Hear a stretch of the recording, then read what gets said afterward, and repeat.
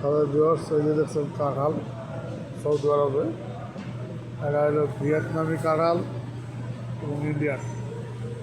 25 Real kilo, এখানে কালো কাঁঠাল কিলো হিসেবে বিক্রি।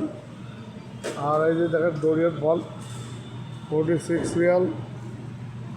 আর এই যে ছোটো আরেকটা কাঁঠাল ব্রেড ফুড 22 রিয়াল।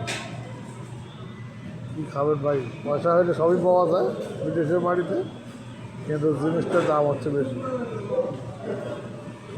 যে কাঁঠাল দেশে কেউ খায় না, আর এখানে 1 কেজি হলো 25 রিয়াল।